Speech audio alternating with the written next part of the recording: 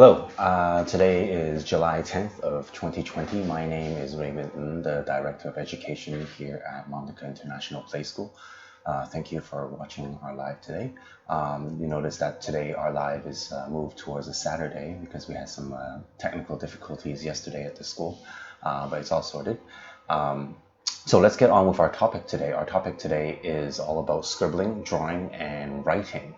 We're going to be talking about how do we get our children to be familiar with the concept of writing, some of the prerequisites, and how do we teach writing here at Monteca International Play School. And we're going to talk about some activities you can also do at home as well.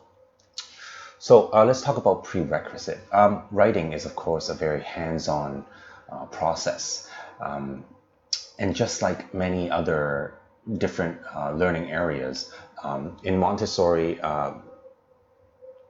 the writing part comes from a practical life, doing practical life activities as well. And I'll tell you why, because all the activities in different areas, such as practical life and sensory, develops the children's hand strength. And the reason why that's important is because they need to learn how to, for example, hold a pencil. So this encourages the use of pencil grip. Okay, so when they begin to pick up things, for example, like cylinder blocks, they practice their hand strength on how to grab onto something and how to hold on to something. So typically in a Montessori school, we teach children with cursive writing first, and then eventually we move on to the print. This is because they're easier, because you can imagine on a cursive letter set, they can just keep going and going without having to lift the pencil all the time. So it sort of mimics a scribbling action, and it makes the writing process very fluid and continuous. Cursive letters are also more distinctive looking, so they're children are less likely to reverse the letters. So we've all seen examples where, when they're trying to write the letter B, it's flipped backwards to a D. So in a cursive letter set, that is less likely to happen. And we also teach lowercase first. And we should also be teaching in groups of letters that do not look or sound alike to avoid the confusion. Once the fundamental hand strength is developed, then we move on to working with pens and pencils. We do use materials called, for example, a metal insets. Okay, I have an example here so I can show you. This is pretty big, so I'm going to try to lift this up to show you what it looks like. So essentially these are metal insets. And what happens is they take one of these pieces out onto a piece of paper, and they take the middle part, out, so they can begin tracing within the lines. Okay, you can trace in the lines or make parallel lines or different patterns. This allows them to explore with their creativity as well and get used to the concept of writing. So when in a Montessori setting, we always teach writing first before we teach reading. They learn how to put the sounds together, and eventually they can string it up. So for example, we don't teach the letters with the name that we're giving them. For example, I have something here like, for example, A. Instead of saying A, we say A. So they learn that this sound is actually A rather than the name of the letter, which is A. So this is another set of materials I would like to show you here. They're called sandpaper letters. Okay.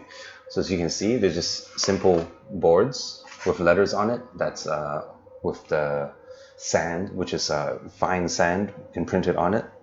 And how we use this is when we put them on the table, we ask children to use their two fingers to trace the letter. Okay, so just trace the letter. This way they get to actually feel what the sound A is supposed to be like. This way it will help them with their learning and remembering of the letter as well, for the sounds, and of course it practices their hand movement with writing. So we incorporate this touch to reinforce that learning. And while they learn their sounds, they trace their fingers, mimicking the strokes of the letters. So I can show you another example here. For example, the T, small t, right? And they get to try this. They get to actually feel what the T sound is like, instead of just telling them this is the sound T. And so let me put this over here.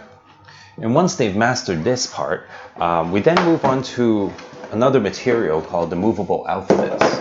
Now, the movable alphabets is a very big set. So here I have an example of the printed letters that are movable, right?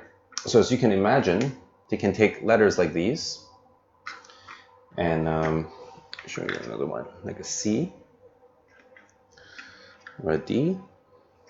Okay. Now you notice that these are all color coded.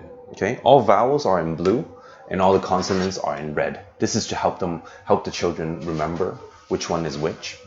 So using these movable alphabets, there's another set here of the other 13 letters, but we'll just work with this one for now because they're very big and I don't know how well it'll look on the camera for you. So essentially what they do is they take these letters out and they make words. They start stringing the sounds together to make simple words.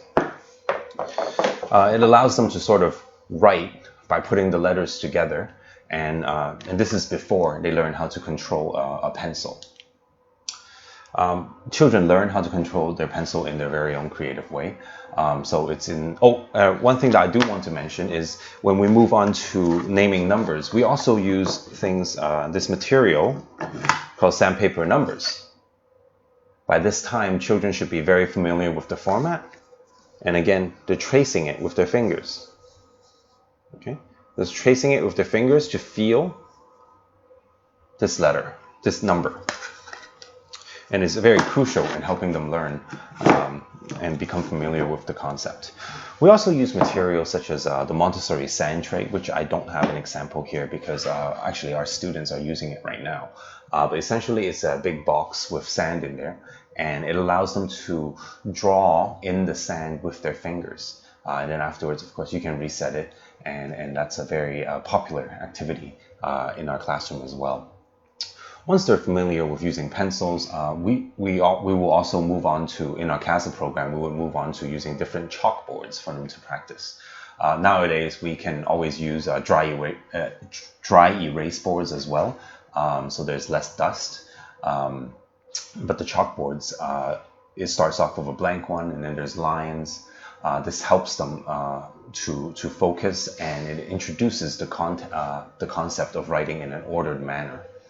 And of course, once they master that on the chalkboard, we also move on to using pencils in notebooks, which is in the later CASA years as well.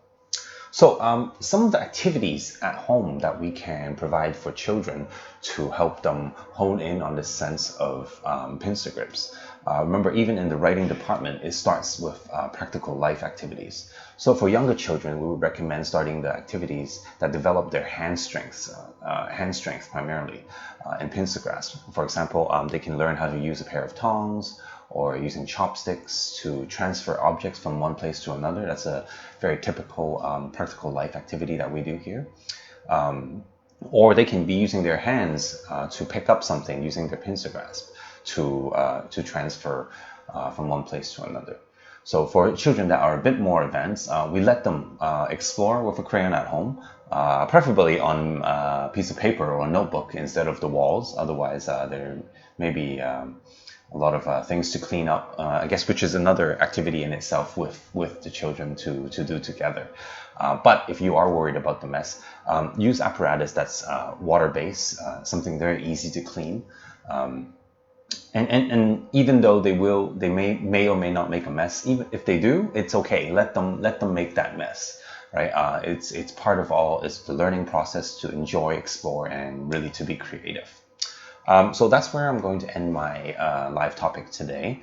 Next week, we have our topic of order and imitation, which is very crucial for children learning at a very young age. Again, follow our Facebook, Instagram for news, promotion, and update.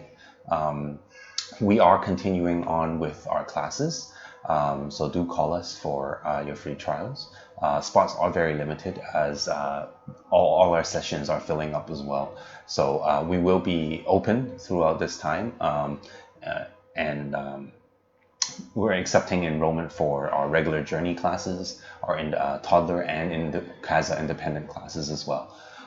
Let us know if you have any specific topics you want us to share our views on in the comment section. Again, my name is Raymond Ng, the Director of Education here at Monteca International Play School, and I hope you have a wonderful weekend.